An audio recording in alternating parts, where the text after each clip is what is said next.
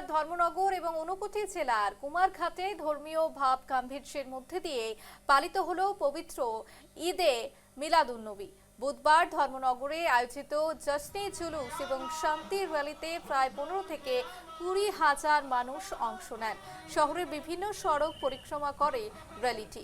অন্যদিকে কুমারঘাটে আঞ্চলিক ফতেয়া দোয়াজ দাহাম কমিটির উদ্যোগে নোয়াগাঁও থেকে বর্ণাঢ্য র্যালি বের হয়। কৃষ্ণনগর, তারাপুর এবং ফটিকরায় বাজার পরিক্রমা করে র্যালিটি আঞ্চলিক জ্যামে মসজিদের সামনে শেষ হয়। বিপুল মানুষের অংশগ্রহণে দুই র্যালিতেই উঠে আসে শান্তি এবং সম্প্রীতির বার্তা। প্রশাসনের পক্ষ থেকেও নিরাপত্তা এবং যান চলাচল নিয়ন্ত্রণে প্রয়োজনীয় ব্যবস্থা নেওয়া হয়েছে।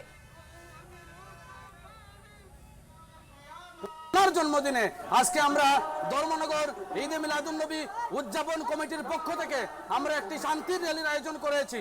যেই র্যালির উদ্দেশ্য হলো গোটা বিশ্বব্যাপী, গোটা ধর্মনগর ব্যাপী, গোটা রাজ্যব্যাপী আমরা একটি শান্তির বাতাবরণ তৈরি করতে চাই, যাতে আজকের দিনে আমাদের সংকল্প হয় জাতি ধর্ম বর্ণ নির্বিশেষে একটা সুদৃঢ়, একটা সুশৃঙ্খল, একটা ঐক্যবদ্ধ সমাজ গঠন হয়। প্রিয় নবীর, শান্তির নবীর জন্মদিনে আমরা এই সংকল্পবদ্ধ হচ্ছি গোটা ধর্মনগর যাতে একটা ঐক্যবদ্ধ পরিস্থিতি তৈরি হয়। হিন্দু, মুসলিম, বৌদ্ধ, খ্রিস্টান, পাহাড়ি, বাঙালি জাতি ধর্ম বর্ণ নির্বিশেষে সকলের মধ্যে একটা শান্তির বার্তা তৈরি হয়, ছড়িয়ে পড়ে।